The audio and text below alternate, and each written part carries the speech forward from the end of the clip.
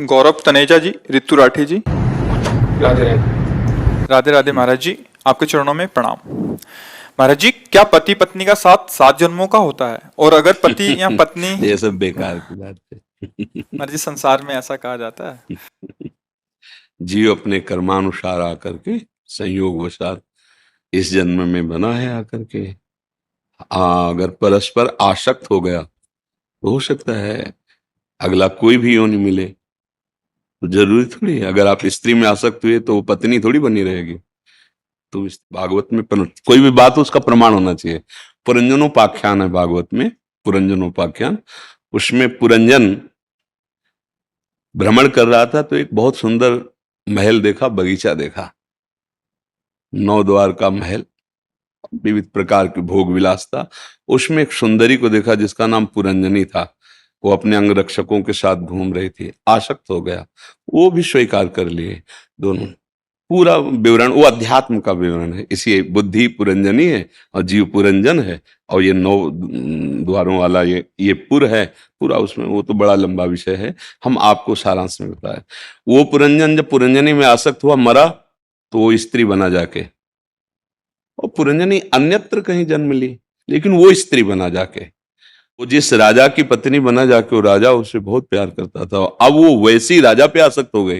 राजा युद्ध में मारा गया। अब वो चिता में, उस समय प्रथा थी, तो चिता में जलने के लिए बहुत विकल थी। तो पीछे से आवाज आई, ऐ सुन, मैं तेरा मित्र हूं, मेरी तरफ देख। तो उसने देखा तो एक बहुत ही सुंदर तेजस्वी पुरुष खड़ा।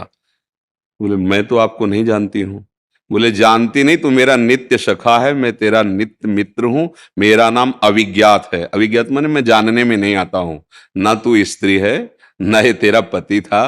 तू देख। जब देख कहा ना, तो जैसे टीवी में दिखाई देता है ना, ऐसे उसे सैकड़ों जन्मों की स्मृति आ गई। और उसको दिखाई दे रहा, अरे ये तो बहुत बड़ा नाटक है मेरे साथ।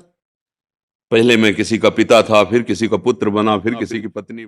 तो मैं कैसे उससे मुक्त हूं? तब वो उनको ज्ञान देते हैं, तो उसको समझ में आता है मैं भगवान का अंश हूं, मैं भ्रम से इस शरीरों में फंसा हूं। तो शास्त्रीय पद्धति के अनुसार ये तो बोले, तो मैं आपका साथ नहीं छोड़ूंगा 7 जन्म तक है।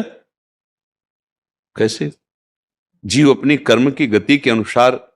अच्छा, 7 जन्म तक आप जेल जाओगे, भले हो आपकी पत्नी, आपको उसको जेल में रखने देगी क्या?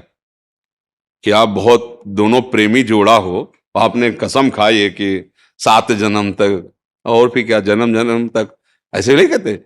एक जन्म नहीं, 7 जन्म तक, 7 जन्म नहीं तो जन्म वो समझते हम काल को अधीन किए हो, जैसा हम चाहे। यही की जेल में आप बताओ, हमें प्रमाण दो कि आपके द्वारा अपराध बन जाए और आपको कानूनी सजा मिले आपको, तो क्या आपकी पत्नी को आपको साथ रहने में मिलेगा?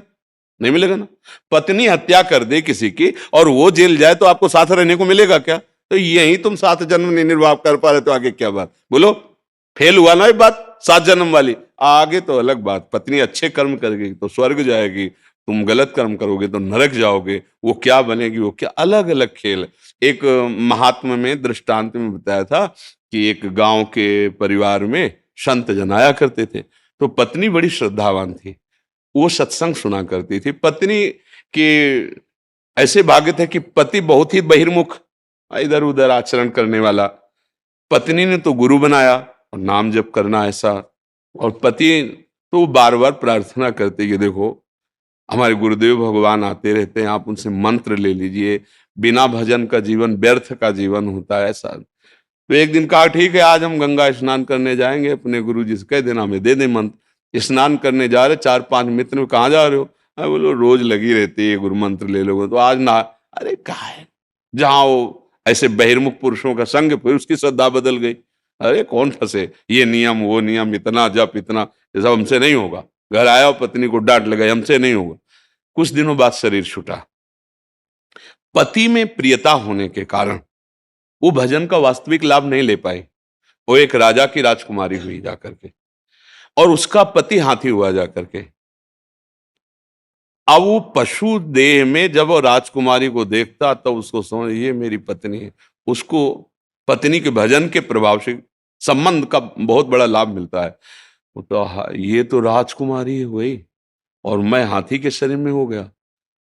अब जैसे जैसे नौ किशोर अवस्था हुई, अब वो राजकुमारी का स्वयंवर, तो हाथी ने भोजन छोड़ दिया, खाना पीना छोड़, क्योंकि उसको पता यार इतना हमें प्रेम करने वाली पत्नी अब दूसरा कोई वरण करेगा।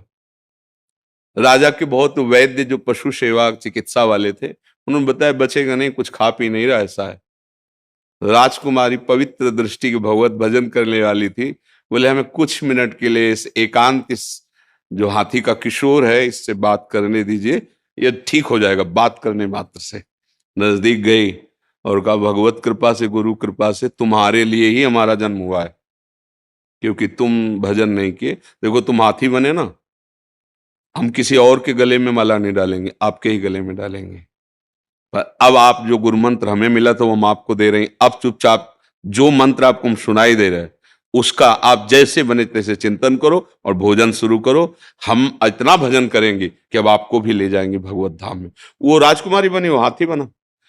पर भजन का फल ये था कि दोनों का पुनः संयोग हुआ। तुम्हारे केवल कहने से नहीं होगा कि हम साथ जिएंगे साथ मरेंगे। जब यहाँ की जेल में साथ कितना मिलना होता है, आप अंदर से और वो बाहर से, वो भी वहां खड़े हुए हैं, समय पूरा हुआ खत्म, कह दो नहीं एक दिन नहीं मिलेगा आपको। तो ऐसे ही तो हमारा भारतीय कानून है, फिर वैदिक सिद्धांत, और जो जो कर्म करोगे एक एक क्षण का मिलेगा। तो हमारे अध्यात्म मार्ग के अनुसार ये झूठी बात है, इसमें कोई दम नहीं है। देखो हम सब भगवान के अंश, जैसे तरंगे होती ना समुद्र की, ऐसे हम तरंगे हैं।